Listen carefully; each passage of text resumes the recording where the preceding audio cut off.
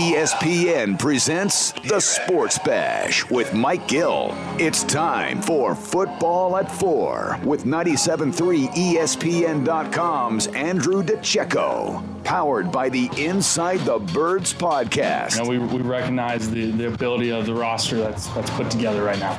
And I think we have the ability to do something really special with this group, but it's going to take a lot of hard work. Now, live from inside the Matt Black Kia Studios, it's Football at 4. Football at 4 is powered by the Inside the Birds podcast, which drops tomorrow morning at 6 a.m., and brought to you by PlaySugarHouse.com. Sign up now. They'll match your first deposit up to $250. Andrew Dicecco is back. This team has a lot of warts. The defensive coordinator, who we didn't get a lot into yesterday because the quarterback and the coach were so bad that we kind of let the defensive coordinator off the hook a bit. He was grilled a little bit today, and I thought he was a little forthcoming. Yeah, we were embarrassing. He says, I don't blame individuals, but yeah, we were embarrassing. And, Andrew, let's start with just the defense as a whole. What kind of defense do the Eagles have? Good defense, great defense, average defense, bad defense? It's an average defense that their play tends to fluctuate depending on who they're playing. And they get good play from the defensive line, and then the back end doesn't play well. And the second level rarely plays well. And, you know, they don't seem to put a complete game together. I think Jim Schwartz has done an okay job given the pieces that he has to work with. But, I mean, Jim Schwartz, you heard him today. I mean, he'll be the first one to tell you that there are certain things that are embarrassing, like the Giants running the same play, the same formation that they did in the first game. And, you know, they fit it wrong. And guys weren't getting off blocks, like he said. You know, there's certain things that leaves you scratching your head because they make the same mistakes over and over again. So I think there's something to be said for that. So, you know, he mentions that, you know, hey, it's embarrassing in this game because they ran the same formation. You mentioned, he said, we fit it wrong. Do we put that on the coach? Do we put that on the players? Like, in other words, does the players not see that formation when they're out on the field and recognize it? Or is that the coach not calling the right defense? I mean, you're not going to call the defense for that formation because you don't see what they're calling. So is that up to the players to see that formation and kind of make the adjustment? Yeah, to me, that's pretty cut and dry. It has to be on the defense. It's the same formation that beat them in the first game. You have to know, looking at film, that this is what they're running, and you have to be able to fit that. I think that has to do with the limited personnel that he has and the lack of instincts that you're getting from a lot of the players that are out there. They're slow to react. A lot of times they over-pursue. They're not a very fundamentally sound defense. They're not very disciplined. And that is kind of, you know, you kind of saw that culminated in some of those big plays. I also, you know, Wayne Gallman and the Giants, they ran the ball pretty well against this team. Now, the Eagles have kind of their calling card the last couple of years, that front four. They've been very good against the run in the past. Like, you never really think of this team as a team that struggles against the run. But are we starting to see a team in that front four that is having some problems against the run? Why were the Giants able to run the ball so effectively, especially in the first half of the game? You know, when you look at the numbers, though, Wayne Gallman only had 18 carries for 53 yards. That's 2.9 yards a carry, and Alfred Morris only had 4.3 yards a carry. The damage was really done by Daniel Jones, who had 64 yards on 9 carries, including that 34-yarder that was a backbreaker early on. I really do think that it's magnified some of the key runs that Wayne Gallman was able to convert, and I think some of those things make it a lot worse than what it actually is. I do think that the Eagles' run defense is a little bit better than what many suggest when you look at the box score, and I do think that that's going to be pivotal coming into this week, where the Cleveland Browns, their offense is predicated on the ground game, and they have two very, very good running backs in Kareem Hunt and Nick Chubb, of course, who each had 19 carries apiece and over 100 yards last week. So that's going to be, they don't have a lot of burners, so they're going to have to rely on that run defense if they want to win this game. I know we brought this player up once in a while throughout the weeks, but now we're at week 10, and Hargrave has been even more underwhelming than he was 2, 3, 4 weeks ago. So, you know, what is he? Who is he? Who is Hargrave? That's a great question, because in my scouting report last week going into Sunday's game, I thought that he had to dominate that game. You're going against a replacement level starter and center Nick Gates for the Giants, and a rookie guard in Shane Lemieux and Kevin Zeitler, who's a decent veteran, but there's opportunities there to push the pocket, get Daniel Jones off of his spot. And I didn't think that in the stat sheet, it didn't look like he had that good of a game, but I do think that the defensive line did some nice things because they kept the blockers, for the most part, off of the linebackers. The linebackers were able to rack up the tackles. Of course, that's kind of overshadowed by the plays where they couldn't get off blocks that led to those big plays. But I thought that, Edwards and Singleton were able to clean up, and I thought the defensive line did a nice job to kind of hold off some of those blockers. So they did end up with 3 sacks, so there's that. But I really do – they got 3 sacks in the first matchup against the Giants as well, but I really do think that there was more opportunity there. I expected more from Derek Barnett and Josh Schwartz to really take advantage of Andrew Thomas, who really hadn't been – he's kind of been struggling, but he's starting to find his footing a little bit. But I thought that there was opportunity there to really take advantage of that porous offensive line. Andrew Dicecco, Football at 4. So I thought a big part in the game, they have the 2 series that start the game where they give up touchdowns. I think it's the first time they've given up back-to-back touchdowns in a while. I mean, I don't remember them coming out being down, giving up 14 like that. And then they kind of felt like they settled back in. Boston Scott scores the touchdown. It's 14-11. And then you had the 27-yarder to Shepard. You hit Tate for 38. Are we starting to see teams pick on Maddox and Roby Coleman a little bit more here? Because it felt like they could really, the defense kind of settled in, and then it was like, all right, let's find the 2 guys on the field. And we talked about this. The Eagles aren't game planning to go after the weakness of the Giant defense or anybody else's defense for that matter. But the Giants seem like, okay, they're getting back into this game. Let's go after their weak guys. Yeah, I mean, it's clear looking at the defense. If the pass rush doesn't get home, you're going to have time to throw. And if you're going to throw, you're going to go after the 5'9" Avonte Maddox on the outside. You're going to go after Nickel Roby-Coleman, who goes 5'7", but he's known for his instincts. He has been very slow to close on the football this season and kind of looks lost a little bit out there. He's been very inconsistent. I expected a lot more from him when I thought he was a value signing when they brought him in, but that's where you're going to attack. And Avonte Maddox, we talked about this yesterday. He's not an outside corner. He's going to be a nickel corner next season, but that's where teams are going. And I know that someone asked a question today about, having smaller corners, is that, effective in jump ball situations. He kind of dismissed that, saying that they have good leaping ability and things like that. I mean, Avonte Maddox struggles against bigger receivers. Going against Devontae Adams last season told you that. And there's countless other examples. He's a very good match and mirror corner. He's quick twitch guy, but he's going to continue to struggle against these bigger receivers, which is going to be pivotal coming down the stretch here.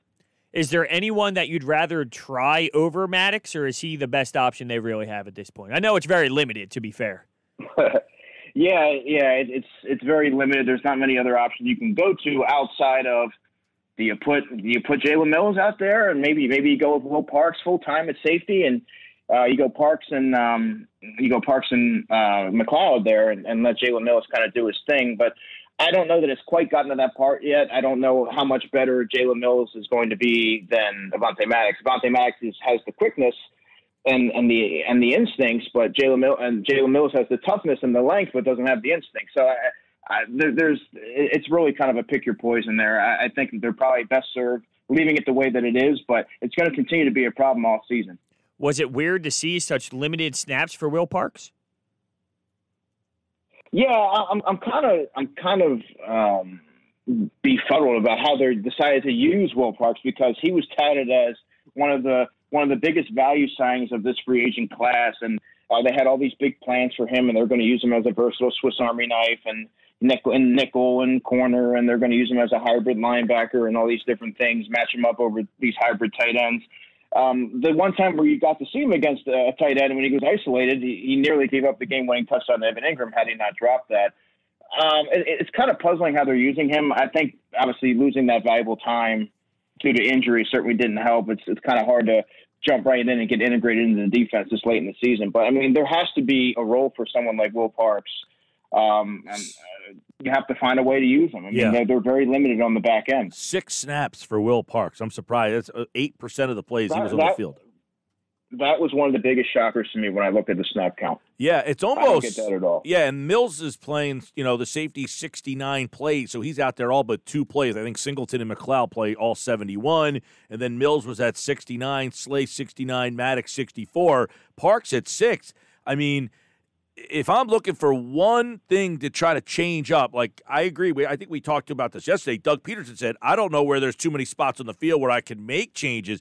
That seems like one at least, where I can get a veteran Parks on the field and a veteran Mills, and hopefully he gives me a better, competes a little better on the outside than. It's not even that Maddox doesn't compete. It's just I don't think he's good enough to be an outside guy. Yeah, he's not good enough to be an outside guy. He doesn't have that length. I do think that moving forward, if you talk about these personnel changes, that's one of the few changes that you can actually make is get Will Parks involved. He has length. He has versatility. You liked him enough to bring to identify him as being a player you wanted to bring in here. We'll give him a long look and see if there's something there. If there's not something there, then he walks in the offseason. But at this point, you have to turn over every stone. You're running out of time, frankly, and he's a player that has some ability. So why not throw him out there and see what you have? Yeah, that's one that we didn't think of yesterday, but it's a good one today. Is that he only played 6 snaps in the game? You brought him in; he's on a 1-year deal. Why not take a look at him and see what he does? And that Mills, while he's not a Pro Bowler, he definitely gives you, some pretty decent play at corner. And it's obvious that other corner opposite Slay is something that's a little bit of a problem for this team. Although I'm sure people out there saying, well, it's still not fixing this team. But for the most part, the defense, the team has been good, not great. But I thought they really had a tough day against this Giant team, and I guess it's a bad thing for things to come with this 5-game stretch coming up. They got some teams here.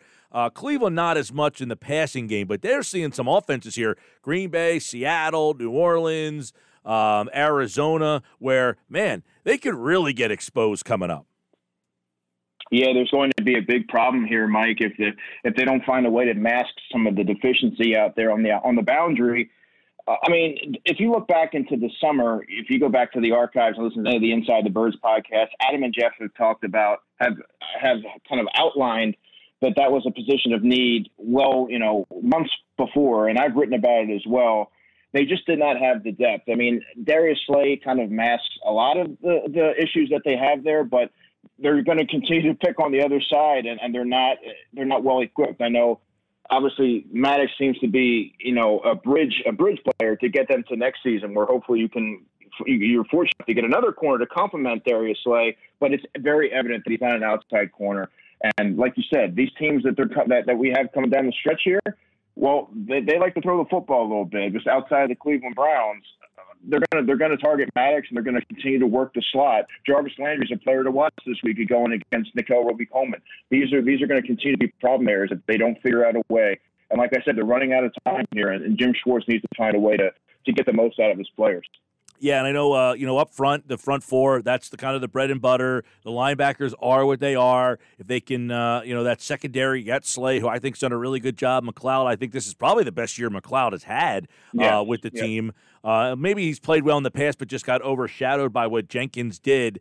If they can get a better play out of that corner, maybe that helps them out there.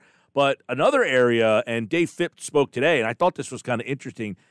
Greg Ward and Jalen Reagor on those punts. I mean, Ward is just back there to catch the ball ultimately, but the punt return is turning into a problem because they are just essentially catching the ball, and now they're having problems figuring out when to catch it and when not to catch it. Yeah, and I mean, and you and I have kind of talked about this at least a few weeks ago that, yeah, they like putting Greg Ward back there because he's that sure-handed guy. He lacks the explosive burst. He's not a threat to really give you anything more than 5 yards, if that. He's mostly going to fare, but he's back there for his stability. Deshaun Jackson was the guy that they put back there. Obviously, when he got hurt, they were hoping for a big play there. That's why they put him back. Jalen Reagor, he should have fielded that ball. That was an egregious error, and Dave Phipps admitted as much today in his press conference. One interesting name, Mike, that I think I'm not saying that they have any interest, but I thought that it was kind of interesting, given his special teams background and his background with the Eagles, was DeAndre Carter was released from the Houston Texans yesterday. I don't necessarily know if there's room for him, but I mean, Quez Watkins hasn't gotten was inactive last week. I don't know, where they kind of slot him. I don't know if there's another move that they could potentially make. But I mean, if you're looking to bolster the return game or at least give you some juice, I mean, he's a guy that's out there. They definitely need to do something because it's crushing, especially with your offense struggling this much, to be starting at your 3-yard line, your 5-yard line because you're not actually catching the punts. It's putting you in a miserable spot to begin with. But when Gil mentioned the defensive line, I wanted to get your thoughts on how you would grade Fletcher Cox to this point. Well, it seems to me that Fletcher he's been up and down. But if you think about it, the last couple of seasons, you've kind of seen his play taper off at the end of the season. And that's for various reasons, because he's been having to play a ton of snaps. He hasn't gotten a competent, player to play opposite of him. So he's kind of had to be that guy that needs to be always out there. He's doing some nice things against the run, but you're not seeing the pressures. And it's just been his play has been very turbulent to answer that question, Hunter. If I had to grade it on a scale of 1 to 10, I might give him a 7 probably, but he has, that's coming from a player who has 10 ability, and we've seen that. They haven't gotten the play that I thought that they were going to get from Hargrave or Cox going into the season. Malik Jackson has been their best defensive tackle.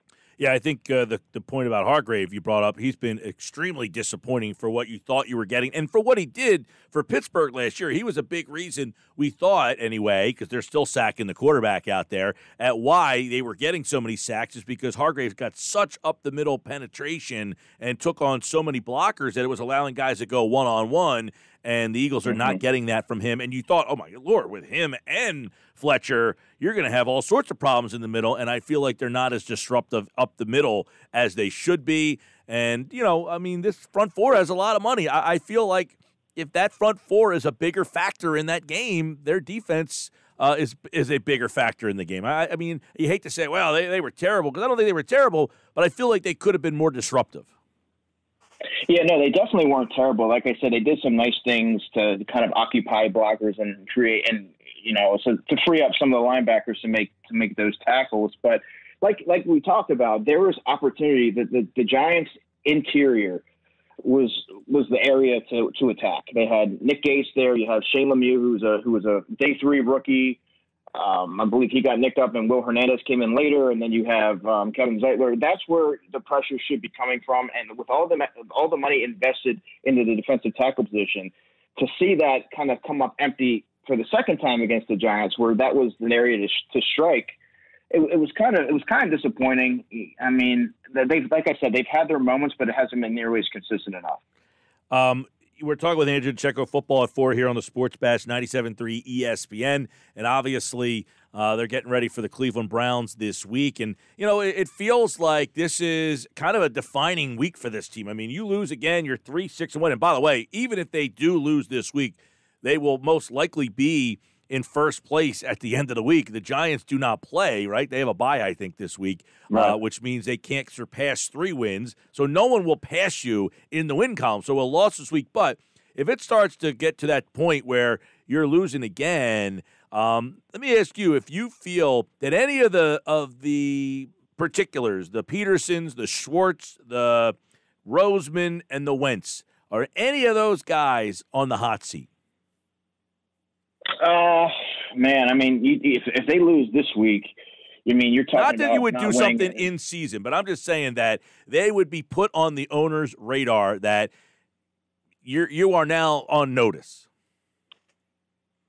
Yeah, I mean, if they lose this week and things start to look bleak, looking at that slate of games that's coming up, I mean, I think it's fair to say that Doug might be on the hot seat. I don't know that anybody else would. I'm still not 100% sure that Doug would be on the hot seat, but I think that there would have to be some sort of change, probably in personnel throughout the offseason. But I think there would have to be something substantial there. There would have to be. You have to see like no inspired play, a complete regression from everyone. Like he would have to have clearly lost the locker room, and there would have to be signs like that would have to inspire that kind of change. Now, real quick, they did make a move today. Michael Jacquet to the practice squad, from the practice squad to the active roster. He played in a couple of games. Adrian Killen's on the practice squad. I guess Jaquette more than anything. Do they see something in him to activate him to say, hey, someone's on notice? I don't necessarily think that it has to do with that. I think that they really just need the depth at corner, and they like what they've seen from him. He's their biggest corner. He's 6'2", 200 pounds. He has some versatility. I believe he played wide receiver and corner at Louisiana Lafayette. I think that he has a pro ready.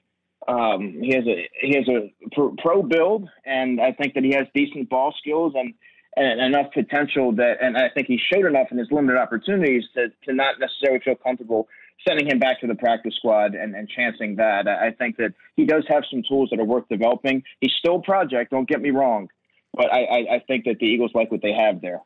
If things do continue to go south, can you see a scenario where they pull the plug on the play calling on Doug Pederson? Yeah, not this week, but I could definitely see that on the horizon. And I mean, Doug was pretty much asked that yesterday, and it didn't seem like he had any intention of doing that anytime soon. If he had anything to do with it, of course. But he was almost insulted that they asked. Yeah, he was, and you saw the sarcasm come out when a question was asked regarding that. But it would have to be something drastic, I think, for him to be like, okay, let's try whomever. Let's try Rich Scangarello. Let's try Morning Wake, who's called plays before. Rich Scangarello called plays before. Let's try something like that. But I think it would have to be a complete disaster, and the offense is yielding nothing. And that's kind of like a last attempt at trying to salvage something. How much? They had the firings this offseason. Doug said they're not going to be fired. Then they got fired. He's given Scangarella morning wig. The lack of continuity that maybe Doug, that there's more than meets the eye, that there could be some friction between Doug and the front office.